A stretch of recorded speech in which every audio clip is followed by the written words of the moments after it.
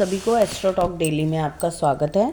आज हम सूर्य ग्रहण पर बात कर रहे हैं। आज यानी कि 17 फरवरी को साल का पहला सूर्य ग्रहण 2026 का पहला सूर्य ग्रहण है जो 3:26 से शुरू हो रहा है। ये सूर्य ग्रहण इंडिया में ना तो दिखाई देगा और उसका असर जो है वो राशियों पर ज़रूर होगा। ये दिखाई नहीं देगा तो सूतक भी नहीं लगेगा इंडिया में।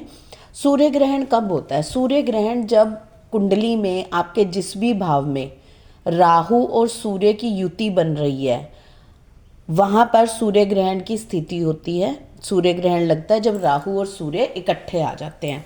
अब आपके किस हाउस में राहु और सूर्य इकट्ठे बैठे हुए हैं, आपके उस हाउस पे इफेक्ट पड़ेगा।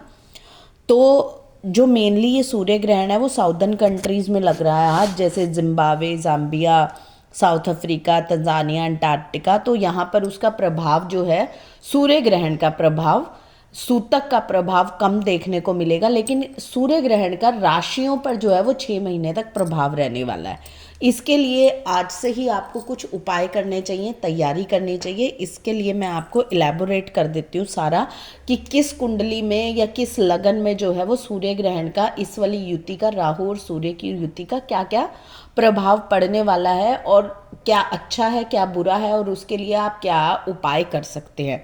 सबसे पहले हम बात करते हैं मेष राशि की। मेष राशि यानी कि जिसके लगन में 1 नंबर लिखा हुआ है वो मेष लगन की राशि है। उसमें क्या इफेक्ट आएगा राहु और सूर्य की युति का? उनके जो है इनकम रिसोर्सेज जो है वो कम हो जाएंगे, धीरे हो जाएंगे और वो सोशल मैटर्स में बहुत ज़्यादा एक्टिव हो जाएंगे। तो इन लोगों को अपने इनकम सोर्स को स्टेबल रखने के लिए माथे पर चंदन का तिलक लगाना चाहिए और ये आप लोग 6 महीने तक करेंगे तो बहुत ही बढ़िया रहेगा आपके लिए, अच्छे रिजल्ट आएंगे। इनकम सोर्सेज अगर स्लो नहीं होंगे तो स्टेबल हो जाएंगे कहीं ना कहीं जाके। और पूजा जरूर करनी चाहिए, आपको पूजा पाठ जरूर करना चाहिए। वृषभ लगन की अगर आपके पास चार्ट है, किसी का भी चार्ट वृषभ लगन का है, पहले घर में 2 नंबर लिखा हुआ है तो वृषभ लगन की राशि है। इनका जो ये प्रभाव और राहु और सूर्य की युति बन रही है वो 9वें घर में बन रही है, यानी कि भाग्य के घर में बन रही है। पिता का घर भी वही होता है तो इन्हें अपने पिता की सेहत का ध्यान रखना चाहिए। राहु जो है वो सूर्य पर इफेक्ट डालेगा, सूर्य पिता होते हैं तो इन्हें पिता की सेहत का बहुत ध्यान रखने की ज़रूरत है। और अपने जो भी इनके मेजर प्लान्स हैं उनको पोस्टपोन कर दीजिए, अभी उनके ऊपर काम करने की ज़रूरत नहीं है। और आपको खीर बनाकर मंदिर में दान करनी चाहिए। उसके बाद आती है मिथुन लगन की राशि। मिथुन लगन की राशि में क्या होगा कि 8वें घर पे राहु और सूर्य की युति बन रही है। 8वां घर स्पिरिचुअलिटी का होता है तो आप पूजा पाठ, मेडिटेशन, योगा ज़रूर करें और पक्षियों को चारा ज़रूर दें, पक्षियों को दाना दें और गाय को चारा दें। तो ये एक बहुत ही बेस्ट रेमेडी है।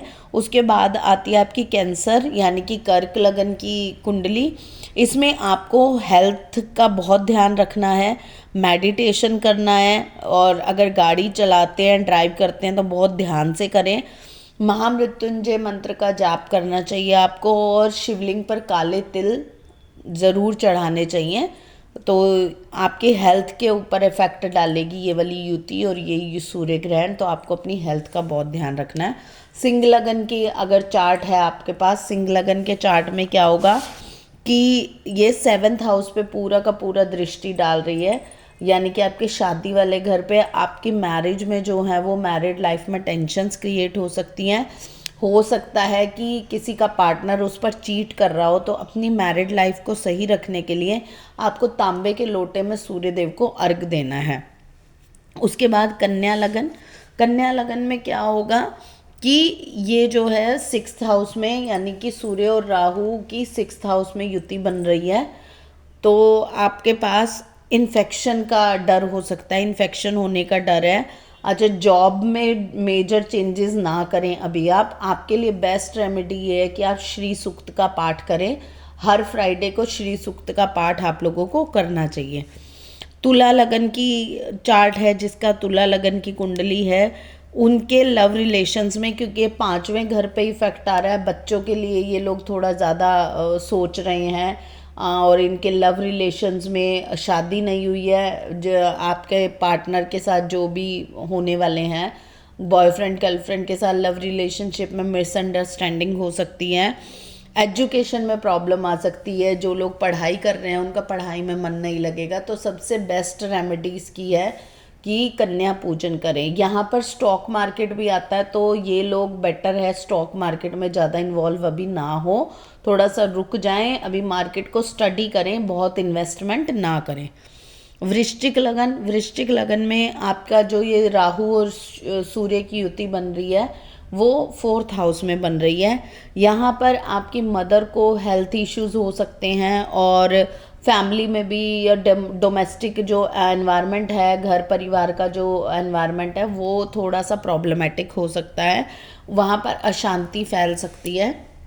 हनुमान चालीसा का पाठ करना है आप लोगों को डेली, और अगर आप डेली नहीं कर सकते तो मंगलवार और शनिवार को आप ज़रूर हनुमान चालीसा का पाठ करें।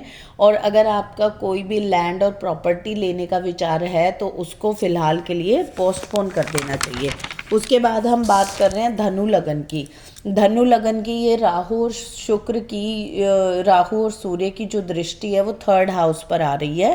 जो युति बन रही है वो 3rd हाउस में बन रही है। तो यहाँ पर ये 3rd हाउस होता है भाई बहन का, तो यहाँ पर प्रॉब्लम्स आ सकती हैं सिबलिंग्स के साथ। आपको शॉर्ट ट्रैवल्स करने चाहिए, वो आपके लिए बहुत बेनिफिशियल है। आपको वीकेंड पे कभी भी मन होता है तो 1-2 घंटे की ड्राइव पे आप ज़रूर ट्रैवल करके आएँ। और इन लोगों के लिए बेस्ट रेमेडी ये है कि पीले कलर के वस्त्र धारण करें, पीले रंग के वस्त्र धारण करें, बहुत अच्छा है, और पूजा पाठ में मन लगाएं। उसके बाद है मकर लगन में ये दूसरे घर में युति बन रही है राहु और सूर्य की। तो प्रॉब्लम कहाँ पर आएगी, आप लोगों की प्रॉब्लम यहाँ पे आएगी कि आपकी जो वाणी है वो बहुत ज़्यादा कठोर हो जाएगी अपनों के प्रति। तो वाणी का बहुत ध्यान रखें, ऐसा ना हो आपकी वाणी आपके परिवार वालों को और ख़ास लोगों को जो है वो कष्ट पहुँचाए। इसलिए आपको शिव चालीसा का पाठ करना है, और आपको सरसों का तेल जो है वो शनि मंदिर में दान करके आना है। तो ये एक बहुत बेस्ट रेमेडी है।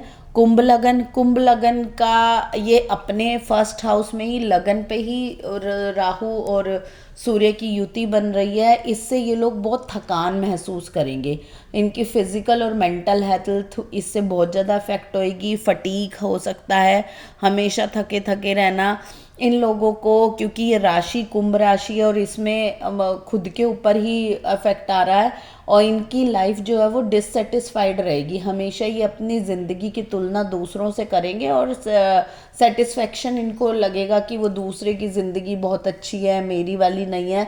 तो इससे बचने के लिए इनको छाया दान करना चाहिए। छाया पात्र, वो तांबे का एक छोटा सा छायादान आता है, उसमें सरसों का तेल डाल करके 1 रुपए का सिक्का डाल करके आपको अपना चेहरा देख के और मंदिर में दान करना, और शनि चालीसा जरूर करनी चाहिए।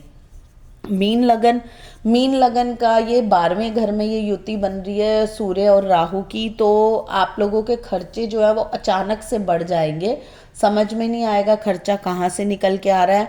यहाँ पे जो है ये राहु और सूर्य मिल करके आपको आँखों की प्रॉब्लम दे सकते हैं, आँखों की रोशनी में कोई दिक्कत हो सकती है। एक अच्छी चीज़ ये है मीन लगन वालों के साथ कि उनको फॉरेन का यानी कि अब्रॉड में ट्रैवल करने का मौका मिल सकता है। तो इनके लिए एक उपाय है कि इन्हें केले की जड़ में जल ज़रूर चढ़ाना चाहिए और केले की पूजा करनी चाहिए, और काला सफ़ेद कंबल किसी ज़रूरतमंद को किसी भी शनिवार को शाम के समय आप दान कर दें। बहुत बहुत धन्यवाद। अगर आपको ये सारी जानकारी अच्छी लगती है तो please like share and subscribe my channel. बहुत बहुत धन्यवाद। और ऐसे ही आपको जानकारी देने के लिए और रिसर्च करके आप लोगों तक मैं बहुत वैल्यूएबल जानकारी पहुंचाने की कोशिश करती हूँ। बहुत बहुत धन्यवाद। राधे राधे।